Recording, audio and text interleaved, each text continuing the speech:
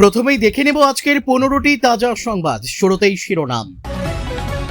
শব্দ দূষণে মসজিদে মাইক কেনা, শুভেন্দুর কাছে অভিযোগ আবু খলিলুরের। সম্প্রীতির বার্তা মুখ্যমন্ত্রীর। আয়ুষ্মানে ছোট নার্সিংহোমেও মিলবে 5 লক্ষ পর্যন্ত ক্যাশলেস সুবিধা। পিছিয়ে পড়াদের জন্য বড় ঘোষণা স্বাস্থ্য দপ্তরের। আরজিকর থেকে পরপর উধাও রোগী, হাসপাতাল চত্বরে ব্যাপক উত্তেজনা। তোলাবাজির রং বদল, গেরুয়া কুপনে চাওয়া হচ্ছে টাকা, শোরগোল বর্ধমানে। রাস্তায় টোটোর দাপাদাপি অতীত, ই রিক্সা নিয়ে এবার কড়া পদক্ষেপ পরিবহন দপ্তরের। পিএম কিষাণ নাকি কৃষক বন্ধু, কোন প্রকল্পে টাকা বেশি, কোনটায় বেশি সুবিধা জানুন। স্কুলে যাওয়ার পথে শিক্ষককে খুন, সাত সকাল ইসলামপুরে শুট আউট, তদন্তে পুলিশ। বঙ্গের কর্মচারীদের জন্য নতুন যুগের সূচনা হবে, খুশিতে আত্মহারা সরকারি কর্মচারীরা। কেওয়াইসি না করলে প্রায় 3 গুণ দামে কিনতে হবে রান্নার গ্যাস, এখনই জেনে নিন পদ্ধতি। জোড়াফলায় বিদ্ধ বাংলা, বঙ্গোপসাগরে ঘনাচ্ছে নিম্নচাপ, আবার ভাসবে গাঙ্গেয় জেলাগুলি।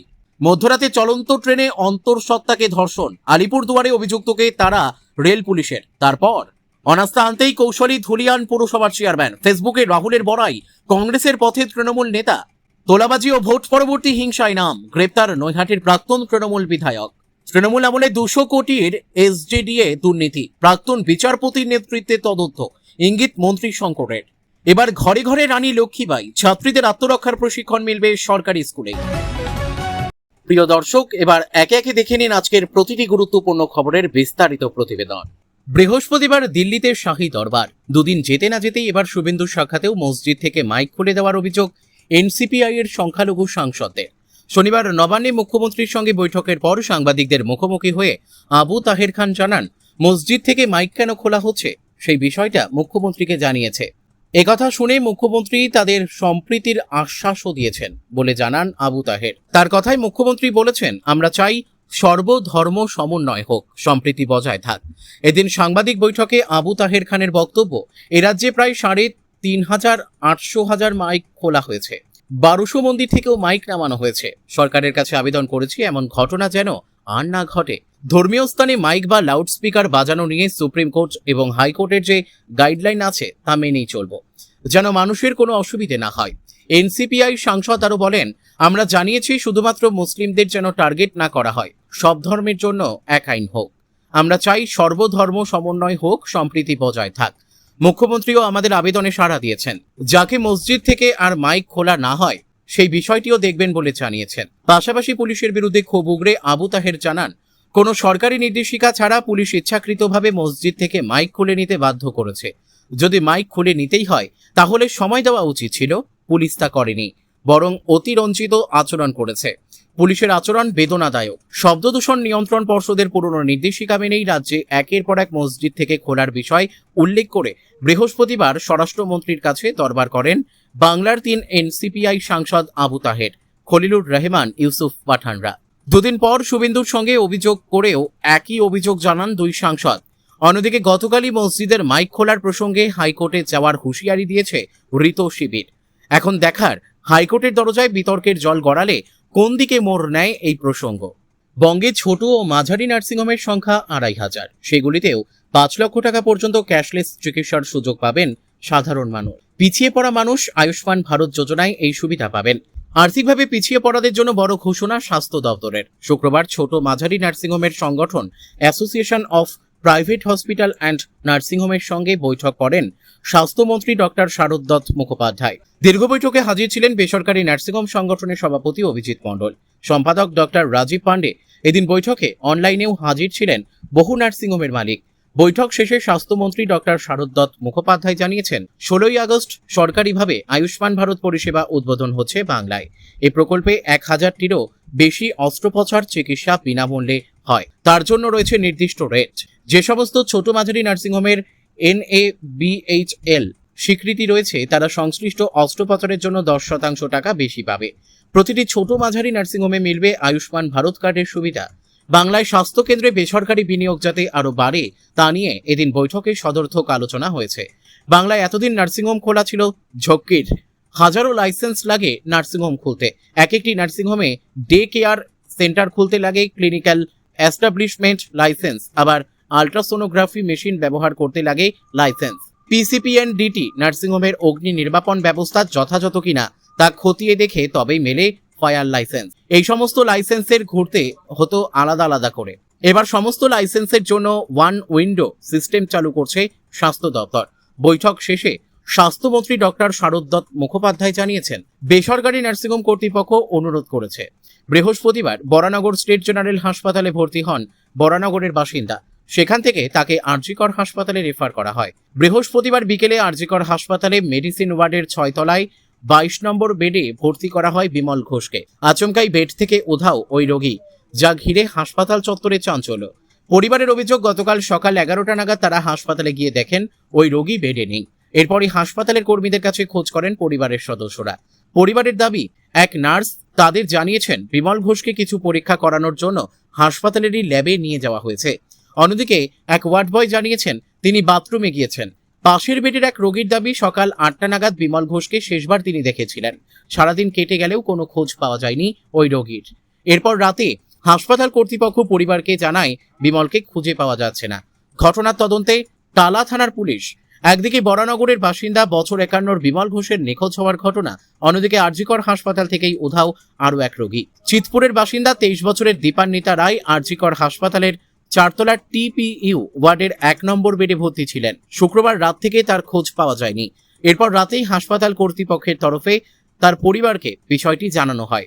ঘটনায় চিতপুর থানায় নিখোঁজ ডায়েরি দায়ের করেছে পরিবার। ঘটনার তদন্ত শুরু করেছে পুলিশ। তোলাবাজির রং বদল, স্ট্যান্ডে বাস দাঁড়ালেই কাটা হচ্ছিল কুপন। ওই গেরুয়া পতাকার ছবি দেওয়া প্রতি কুপনের বিনিময়ে নেওয়া হচ্ছিল 40 টাকা। ভারতীয় মজদুর সংঘের সদস্যরা ওই নিয়ম বহির্ভূত কুপন কাটছিলেন বলে অভিযোগ। চাঞ্চল্যকর ঘটনাটি ঘটেছে পূর্ব বর্ধমানের ঘুষকরা বাস স্ট্যান্ডে। ঘটনা জানাজানি হতেই শোরগোল ছড়িয়েছে। বিতর্কের মধ্যে মুখও খুলেছেন ভারতীয় মজদুর সংঘের স্থানীয় নেতা। তৃণমূল আমলে বেআইনিভাবে রাজ্যের বিভিন্ন জায়গায় কুপন কেটে টাকা তোলার অভিযোগ উঠল। বেআইনিভাবে টোল বানিয়ে টাকাও তোলা হতো বিভিন্ন জেলায়। তৃণমূল নেতাকর্মীদের পকেটে সেই বিপুল পরিমাণ টাকা ঢুকত বলে অভিযোগ। রাজ্যে পালাবদলের পরে বিজেপি সরকার দুর্নীতি, তোলাবাজিতে জিরো টলারেন্স নীতি নিয়েছে। রাস্তায় গাড়ি থামিয়ে বাসস্ট্যান্ড থেকে কুপনের বিনিময়ে বেআইনিভাবে কোনো টাকা তোলা যাবে না বলেও ঘোষণা করা হয়েছে। সেই আবহে পূর্ব বর্ধমানের ঘুষকরা বাসস্ট্যান্ডে গেরুয়া কুপনে দিন কয়েক ধরে বাস মালিকদের কাছ থেকে চাঁদা তোলা হচ্ছিল। সেই কুপনে কোনো দল সংগঠনের নাম উল্লেখ ছিল না। তবে গেরুয়া পতাকার ছবি ছাপা কুপনের মাধ্যমে প্রত্যেকটি বাস থেকে রোজ 40 টাকা করে টাকা আদায় করছিলেন ভারতীয় মজদুর সংঘের সদস্যরা। বিজেপি নেতৃত্ব এ নিয়ে আলোচনার পর পুলিশকে জানানো হয়। পুলিশ ওইভাবে টাকা তোলা নিষেধ করে দিয়েছে। বিতর্ক শুরু হতেই কুপন কেটে টাকা আদায় বন্ধ হয়েছে। ঘুষকরা বাসস্ট্যান্ডের ওই ইউনিয়ন অফিসে তালাও পড়ে গিয়েছে। উল্লেখ্য, ঘুষকরা বাসস্ট্যান্ডে আগে তৃণমূল কংগ্রেসের শ্রমিক সংগঠনের অফিস ছিল। বিধানসভা নির্বাচনের ফল ঘোষণার পর রাজ্যে পালাবদল ঘটতেই তৃণমূল কংগ্রেসের সেই ইউনিয়ন অফিসের রং বদলে গিয়ে গেরুয়া করে দেওয়া হয়। বাস মালিকদের তরফে জানা গিয়েছে, ঘুষকরা বাসস্ট্যান্ডে দাঁড়ানো প্রতিটি বাস থেকে এমনিতেই রোজ 25 থেকে 30 টাকা করে ফি আদায় করে ঘুষকরা পুরসভা। পাশাপাশি গত এক সপ্তাহ ধরে ভারতীয় মজদুর সংঘের ইউনিয়ন অফিস থেকে বাস পিছু 40 টাকা করে আদায় করা হচ্ছিল কুপনের মাধ্যমে। যদিও কুপনে কোনো সংগঠন বা রাজনৈতিক দলের নাম উল্লেখ ছিল না। ভারতীয় মজদুর সংঘের জেলা কমিটির সভাপতি মাধব দাস স্বীকার করেন, তাদের অনুমতিতেই ঘুষকরা বাসস্ট্যান্ডের শ্রমিক সংগঠন চাঁদা আদায় হচ্ছিল।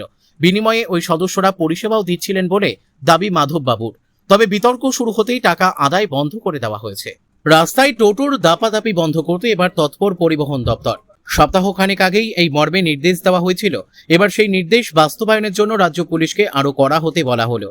এই মর্মে রাজ্য পুলিশের ডিজিকে চিঠি দিয়েছে সংশ্লিষ্ট দপ্তর। টোটোর দাপাদাপি রুখতে কড়াকড়ি। অভিযোগ, রাস্তায় টোটোর রমরমার জেরে ব্যাপক সমস্যায় পড়ে বাস থেকে শুরু করে সাধারণ গাড়িগুলি। একসময় এর প্রতিবাদে বাস চলাচল বন্ধ করে রেখেছিলেন বাস চালকরা। পালাবদলের পর এই দিকে বিশেষ গুরুত্ব দিয়েছে পরিবহন দপ্তর। জানা গিয়েছে, গত 7ই আগস্ট রাজ্য পুলিশের ডিজিকে চিঠি দিয়েছেন পরিবহন দপ্তরের প্রধান সচিব রবিন্দর সিং। সেখানে বলা হয়েছে, কেন্দ্রীয় সড়ক পরিবহন ও মহাসড়ক মন্ত্রকের নির্দেশিকা অনুসারে মূলত লাস্ট মাইল কানেক্টিভিটির জন্য ই রিক্সা নির্ধারিত। এছাড়া রাজ্যের 2016 সালের নির্দেশ অনুসারে নির্দিষ্ট স্থানীয় রাস্তা বাদে রাজ্য সড়ক, জাতীয় সড়ক ও অন্যান্য প্রধান সড়কে টোটো চলাচল নিষেধাজ্ঞা রয়েছে। তবে যদি কর্তৃপক্ষের বিশেষ অনুমোদন থাকে তাহলে এর ব্যতিক্রম হতে পারে। পরিবহন দপ্তর জানিয়েছে, নিষেধাজ্ঞার তোয়াক্কা না করেই বিভিন্ন জাতীয় সড়ক ও রাজ্য সড়কে টোটো চলাচল করছে বলে একাধিক অভিযোগ উঠেছে। ফলে একদিকে যেমন যানজট তৈরি হচ্ছে, তেমনি পথ নিরাপত্তা নিয়েও উদ্বেগ তৈরি হচ্ছে। এই সমস্যার সমাধানে জাতীয় সড়ক, রাজ্য সড়ক সহ অন্যান্য গুরুত্বপূর্ণ রাস্তায় অনুমোদনহীন টোটো চলাচল আটকাতে পুলিশকে কড়া হতে বলা হয়েছে। দরকার পড়লে অধস্তন পুলিশ আধিকারিকদের যথাযথ নির্দেশ দিতে বলা হয়েছে। যারা নির্দেশ অমান্য করবে তাদের বিরুদ্ধে 1988 সালের মোটর ভেহিকলস অ্যাক্ট ও সংশ্লিষ্ট বিধি অনুসারে পদক্ষেপ নিতে বলা হয়েছে। রাস্তায় টোটোর দাপাদাপি নিয়ে অতীতে বিভিন্ন সময় নানা অভিযোগ উঠেছে। এবার সেসবে লাগাম টানতে উদ্যোগী রাজ্যের পরিবহন দপ্তর। এই সমস্যার সমাধানের জন্যই রাজ্য পুলিশের ডিজিকে চিঠিও দেওয়া হলো। কৃষকদের জন্য চালু করা দুটি প্রকল্প হল প্রধানমন্ত্রী কিষাণ সম্মান নিধি যোজনা তথা পিএম কিষাণ ও কৃষক বন্ধু। প্রথমটি কেন্দ্রীয় সরকারের ও দ্বিতীয়টি রাজ্য সরকারের স্কিম। দুই প্রকল্পের মাধ্যমে কৃষকদের আর্থিক সহায়তা দেওয়া হয়। তবে মূল উদ্দেশ্য এক হলেও পিএম কিষাণ ও কৃষক বন্ধুর ভাতার পরিমাণ, যোগ্যতার শর্ত ও সুবিধার ক্ষেত্রে বেশ কিছু পার্থক্য রয়েছে। পিএম কিষাণ ও কৃষক বন্ধুর তফাৎ। কেন্দ্রের পিএম কিষাণ যোজনার মাধ্যমে যোগ্য ভূমি মালিক কৃষক পরিবারকে বছরে 3টি কিস্তিতে 2000 টাকা করে মোট 6000 টাকা দেওয়া হয়। 4 মাস অন্তর ডিবিটির মাধ্যমে সরাসরি উপভোক্তার অ্যাকাউন্টে টাকা পাঠায় সরকার। এই প্রকল্পে কেওয়াইসি বাধ্যতামূলক, পাশাপাশি নির্দিষ্ট কিছু বর্জনীয় শ্রেণী রয়েছে। অন্যদিকে রাজ্য সরকারের কৃষক বন্ধু প্রকল্পে জমির পরিমাণ অনুযায়ী আর্থিক সহায়তা পান যোগ্য কৃষকরা। বর্তমানে কোনো কৃষকের 1 একর বা তার বেশি জমি থাকলে বছরে সর্বাধিক 10,000 টাকা পর্যন্ত দেওয়া হয়। সাধারণত 2 কিস্তিতে এই আর্থিক সহায়তা দেয় সরকার। 1 একরের কম জমি থাকলেও কৃষক বন্ধুর সুবিধা পাওয়া যায়। সেক্ষেত্রে আনুপাতিক হারে সুবিধা পান উপভোক্তারা। সেই সঙ্গেই এই প্রকল্পে নথিভুক্ত 18 থেকে 60 বছর বয়সী কোনো কৃষকের মৃত্যু হলে তার পরিবারকে এককালীন 2 লক্ষ টাকা দেওয়া হয়। পিএম কিষাণ যোজনা ও কৃষক বন্ধু প্রকল্পে আবেদনের পদ্ধতিও আলাদা। পিএম কিষাণে অনলাইনে আবেদন করতে হলে পিএম কিষাণের অফিসিয়াল পোর্টালে গিয়ে ফার্মার কর্নার অপশনে ক্লিক করতে হবে। সেখানে আবেদনকারীর আধার, জমির নথি, মোবাইল নম্বর, ব্যাংক ডিটেলস দিতে হয়। অনলাইনে আবেদনের পর যথাযথ নথি সহযোগে ব্লক কৃষি অধিকর্তার অফিসে জমা করতে হয়। কেউ চাইলে নিকটবর্তী ক্যাফে অথবা কমন সার্ভিস সেন্টার থেকেও এই প্রকল্পে আবেদন করতে পারেন। অন্যদিকে কৃষক বন্ধু প্রকল্পেও অনলাইনে আবেদন করা যায়। এর জন্য সংশ্লিষ্ট পোর্টালে যেতে হয় অথবা গ্রাম পঞ্চায়েত ও কৃষি দপ্তরের অফিসেও আবেদন করা যায়। এর জন্য আবেদনকারীর জমির নথি, ভোটার কার্ড, ব্যাংক ডিটেলস, ছবি ও মোবাইল নম্বরের মতো নথি দরকার হয়। প্রশাসন সূত্রে খবর, চলতি আগস্ট মাসের শেষের দিকে পিএম কিষাণ ও কৃষক বন্ধু প্রকল্পে নতুন আবেদন শুরু হতে পারে। আগ্রহী কৃষকরা অনলাইনের পাশাপাশি জনকল্যাণ শিবিরের মাধ্যমেও আবেদন করতে পারবেন। পিএম কিষাণ ও কৃষক বন্ধু দুটি প্রকল্পের মধ্যে কিছু কিছু পার্থক্য থাকলেও মূল উদ্দেশ্য একটাই, কৃষকদের আর্থিক সহায়তা দেওয়া। দেশ ও রাজ্যের কৃষকদের পাশে দাঁড়ানোর জন্যই এই ধরনের স্কিম চালু করা হয়েছে। রাজ্যে ক্ষমতার পালাবদলে রাজ্য সরকারি কর্মচারীদের জন্য এসেছে একের পর এক সুখবর। ফেব্রুয়ারি মাসে বিজেপি সরকারের প্রথম বাজেট থেকে ষষ্ঠ পে কমিশনের আওতায় এক ধাক্কায় 20% ডিএ বৃদ্ধি করা হয়েছে। ঘোষণা হয়েছে বহু প্রতীক্ষিত সপ্তম পে কমিশনেরও। এবার সেই লক্ষ্যে আরও এক স্টেপ এগিয়ে নয়া পে কমিশনের জন্য একাধিক গুরুত্বপূর্ণ শর্তাবলী ও কার্যপরিধি নির্দিষ্ট করে বিজ্ঞপ্তি জারি করেছে নবান্ন। জানিয়ে খুশিতে ভাসছেন সরকারি কর্মচারীরা। নয়া পে কমিশন নিয়ে পদক্ষেপ আশাবাদী সরকারি কর্মীরা। বেতন কাঠামো, ন্যূনতম বেতন, বার্ষিক বেতন বৃদ্ধি সহ ডিএ, কেন্দ্রীয় হারের সঙ্গে বেতন স্তরের সামঞ্জস্য, অন্যান্য ভাতা, অবসরকালীন সুবিধা সহ একাধিক বিষয়ে পর্যালোচনার কথা বলা হয়েছে রাজ্য সরকারি বিজ্ঞপ্তিতে। গত 18 মে মুখ্যমন্ত্রীর সভাপতিত্বে রাজ্য মন্ত্রিসভার বৈঠকে সপ্তম রাজ্য পে কমিশন গঠনের নীতিগত অনুমোদন দেওয়ার বিষয়ের ওপর উল্লেখ রয়েছে বিজ্ঞপ্তিতে। উল্লেখ্য, আগেই মুখ্যমন্ত্রী শুভেন্দু অধিকারী জানিয়েছেন 2027 সালের জানুয়ারি মাসের মধ্যেই রাজ্যে সপ্তম বেতন কমিশন চালু হবে। সেই লক্ষ্যেই এগোচ্ছে রাজ্য। ধাপে ধাপে নয়া পে কমিশন নিয়ে রাজ্য সরকারের পদক্ষেপে অত্যন্ত খুশি সংগ্রামী যৌথ মঞ্চ। এই নিয়ে সংগঠনের আহ্বায়ক ভাস্কর ঘোষ নিজে সংবাদ মাধ্যমে পোস্ট করেছেন। সরকারের উদ্যোগের প্রশংসা করে ভাস্করবাবু লিখেছেন, পে কমিশনের এসওপি প্রকাশ হয়েছে। ভোটের পূর্বে দেওয়া কথা মতোই কাজ হবে নিশ্চিত। বঙ্গের কর্মচারীদের জন্য নতুন যুগের সূচনা হবে। উল্লেখ্য, নবান্ন তরফে জারি করা বিজ্ঞপ্তিতে ন্যূনতম বেতন নির্ধারণের ক্ষেত্রে 5 সদস্যের পরিবারকে ভিত্তি হিসেবে বিবেচনার পাশাপাশি ন্যূনতম বেতন নির্ধারণে 2700 ক্যালোরির পরিবর্তে দৈনিক 3490 ক্যালোরি পুষ্টির প্রয়োজনীয়তাকে মানদণ্ড হিসেবে বিবেচনার প্রস্তাব হয়েছে। এছাড়া বার্ষিক বেতন বৃদ্ধির হার 5% করার বিষয়টি বিবেচনা করার কথা বলা হয়েছে। কেন্দ্রীয় পে কমিশনের সঙ্গে রাজ্যের বেতন স্তরের সামঞ্জস্য আনার বিষয়টিরও উল্লেখ রয়েছে তাতে। গুরুত্ব দেওয়া হয়েছে সর্বভারতীয় উপভোক্তা মূল্য সূচকের ভিত্তিতে মহার্ঘ ভাতা বা ডিএ পরিবর্তনের পাশাপাশি সপ্তম পে কমিশন কার্যকর করার তারিখের ওপরও। এছাড়াও নতুন পে ম্যাট্রিক্স তৈরির বিষয় সহ একই পে লেভেল এর ক্ষেত্রে সর্বভারতীয় সমতা, কেন্দ্রীয় পে কমিশনের সঙ্গে সামঞ্জস্য রেখে বাড়ি ভাড়া, পরিবহন ভাতা সহ অন্যান্য ভাতাগুলো পর্যালোচনা সহ একাধিক বিষয়ের উল্লেখ রয়েছে। আগামী 15ই আগস্টের মধ্যে এলপিজি গ্রাহকদের ইকেওয়াইসি করাতে হবে, না করলে আর স্বাভাবিক নিয়মে গ্যাস বুক করে সিলিন্ডার পাওয়া যাবে না। অর্থাৎ হাতে আর দিন 10 রয়েছে, তাই ঝটপট ইকেওয়াইসি সেরে ফেলুন। কিভাবে করবেন জেনে নিন পদ্ধতি। গ্রাহকদের নিজের সুবিধা মতো ইন্ডিয়ান অয়েলের ইন্ডিয়ান অয়েল ওয়ান, ভারত পেট্রোলিয়ামের হ্যালো বিপিসিএল কিংবা এইচপির এইচপে অ্যাপ ডাউনলোড করতে হবে। তাতে ইকেওয়াইসি অপশনে যেতে হবে। ফেস রেকগনিশনের মাধ্যমে ইকেওয়াইসি করা যাবে। অনলাইনে করতে না পারলে অফলাইনেও রয়েছে, ইকেওয়াইসি করাতে পারবেন। সেক্ষেত্রে ডিস্ট্রিবিউটরের অফিসে যেতে হবে।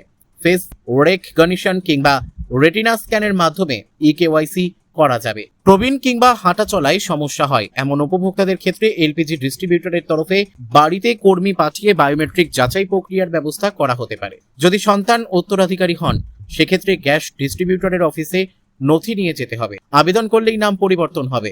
আবার কোনো আত্মীয় আবেদন করলে শুধু নথিতে হবে না, গ্রাহকের সম্মতিপত্র লাগবে। আবার ঠিকানা বদলের ক্ষেত্রে ডিস্ট্রিবিউটরের কাছ থেকে টার্মিনেশন অ্যান্ড ট্রান্সফার ভাউচার সংগ্রহ করতে হবে।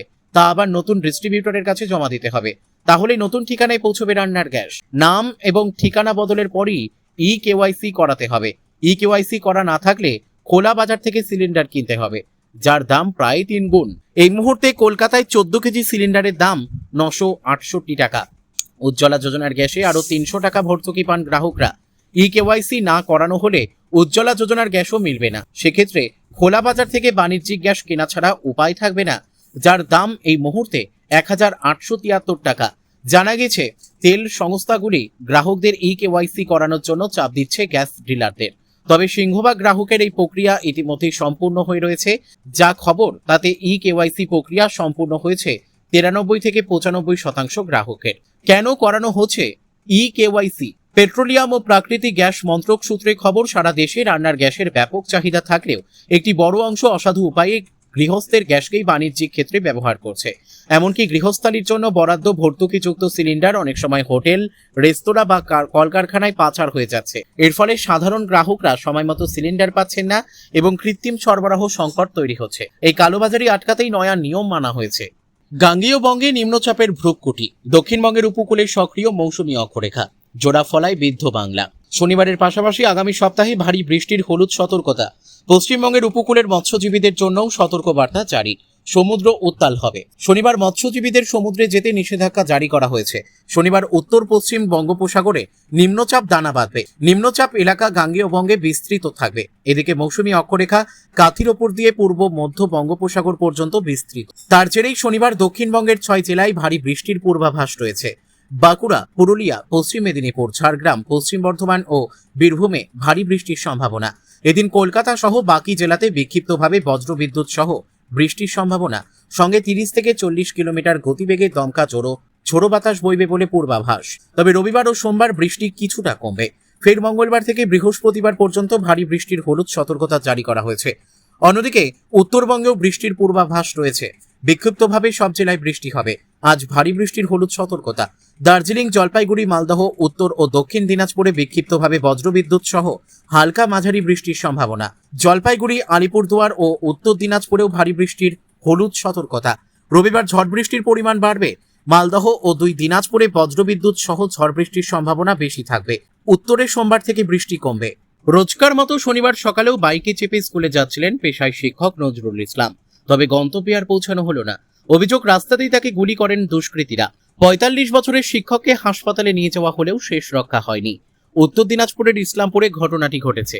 তদন্ত শুরু করেছে পুলিশ। ইসলামপুর শুটআউটে স্কুল শিক্ষকের মৃত্যু। জানা গিয়েছে, প্রয়াত নজরুল ইসলাম রামগঞ্জের রাজা ভীম এফপি স্কুলে কর্মরত ছিলেন। ইসলামপুরের আমবাগান মোড়ে তার বাড়ি। রোজকার মতো এদিন সকালেও বাইক নিয়ে স্কুলের পথে রওনা দিয়েছিলেন তিনি। অভিযোগ, মাদারীপুর এলাকায় কয়েকজন দুষ্কৃতী নজরুলের পথ আটকে দাঁড়ায়। খুব কাছ থেকে তার পেটের ডান দিকে গুলি করা হয়। এরপর তিনি রাস্তায় লুটিয়ে পড়লে দুষ্কৃতীরা এলাকা ছেড়ে পালিয়ে যায়। গুলির আওয়াজ পেয়ে স্থানীয়রা ঘটনাস্থলে ছুটে আসেন। নজরুলকে রক্তাক্ত অবস্থায় উদ্ধার করে প্রথমে ইসলামপুর মহকুমা হাসপাতালে নিয়ে যাওয়া হয়।